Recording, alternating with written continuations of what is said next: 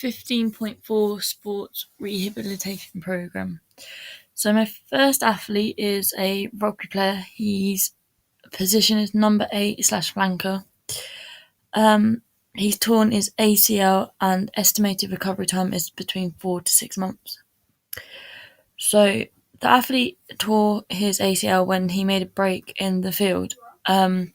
Athlete is left leg dominant, meaning he accelerates and pushes himself into the sprint from the left leg. Surface was uneven, and when tackled, he tried to sidestep, and with the muscle failing to help stabilise the knee during both the sidestep and the tackle, the ACL was caused to tear. So there are 4 stages in the rehabilitation program: acute, functional movement, strengthening, and sport-specific training. So the goal for the acute stage is to reduce swelling. The training focus is to rest until all pain and swelling has disappeared. Functional movement is where you introduce proprioception, static dynamic stretching muscles to maintain range of motion, passive ballistic stretching to further increase range of movement and introduce balance and stabilization work. Strengthening, introduce body weight and weight training. Body weight exercises, low intensity and high repetitions. Free weight exercise, higher intensity and low amount of repetitions. Eccentric loading exercise such as weighted stretches for low to high repetitions. Sport-specific training. Skills-specific sports training. Introduce lateral movement and direction change in drills. Introduce pace and power back into training. Introduce all strength, speed and agility drills into sport-specific training. So 3 stages of healing. So you've got the inflammation here, the repair here, and then the remodeling. So as you can see, the inflammation is the one that takes less time, and then the remodeling is the one that takes the most time. So here we have the graph of the scoring of what I personally think treatments that should be used throughout the rehabilitation stage. The first 2 columns will be inflammation stage. The next 6 are the repair stage, and the rest is remodeling. So if you were to pause the video, you would see an explanation of the inflammation stage and why I used the certain treatments I did, the repair stage, and then obviously the remodeling stage. Okay, so with the remodeling, repair, and the inflammation stage, there are goals to go along with it. So short-term goals I've come up with is firstly to come to terms with the injury. Obviously, when getting injured and knowing that you're going to be out for 4 to 6 months out of your sport, it's quite traumatic. So yeah, it can be quite hard, mentally challenging for an athlete that's used to playing, but obviously can't. I also said wear taping on the injured knee. We're like excessively moving or exercising, so even just walking around just to support it a little bit.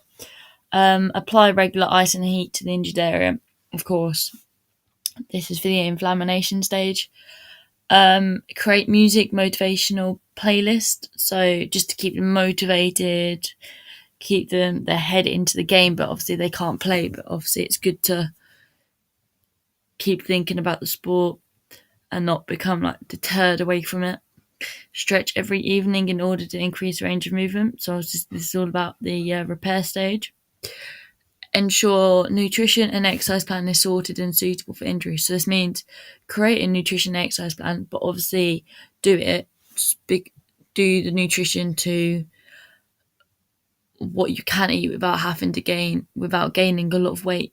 Because obviously if you're not exercising, then whatever you are eating will be stored in your body. And again, with the exercise plan, making sure it's suitable for what you're able to do. Try and bear weight on the injured knee. Not too much, but not too little. You want to try and put that nice normal stress onto the knee to get it strong again, to get it used to.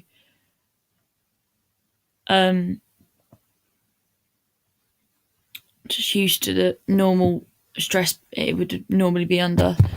Keep a journal to keep track of progress. So just write down everything that you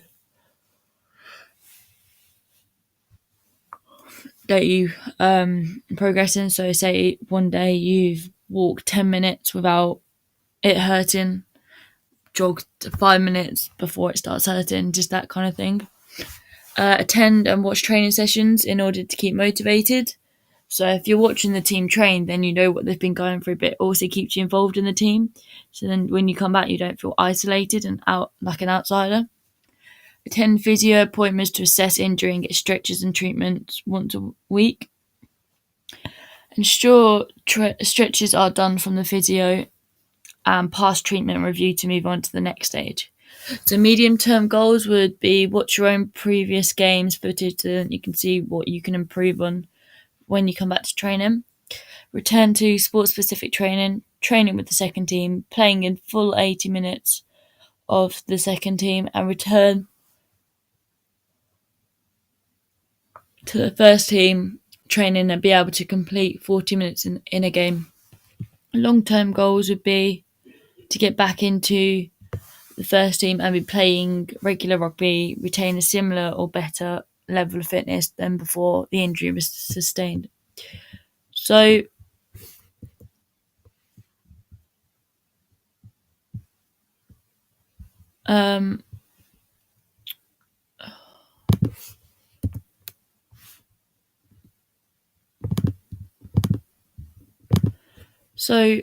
for phase 2, the functional movement bit that I said about before, I have 4 exercises that I would recommend the athlete to do. So the first one is balance on one leg. So as you can see, this one here. So in order to make this harder, they would balance on one leg for 10 seconds. To even make it even harder, balance on 2 legs but on a wobble board. So obviously your stability is decreased and it makes it a little bit harder. To make it easier, balance on one leg for 5 seconds. And to make it even harder, hold a wall to support. So literally balance on one leg but hold a wall. So something's holding you. So spine hamstring exercise. So this is this one here. So as you can see, laid on the floor on his back and legs straight up. In order to make this harder, use of resistance bands. So you're putting that resistance against you, so you're having to work even harder to get it into that position. And assisted stretch with partners. This is actually PNF stretching, where your partner will push your leg towards your body. Obviously, when it's up in the air, release, push again, and you'll find that you'll be able to go further than you would have been able to before.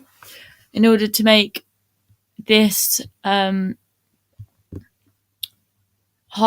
easier, you would do body weight stretches. So you would just do as much as you could, and then hold body weight for less time. So you wouldn't do it for example, 20 seconds.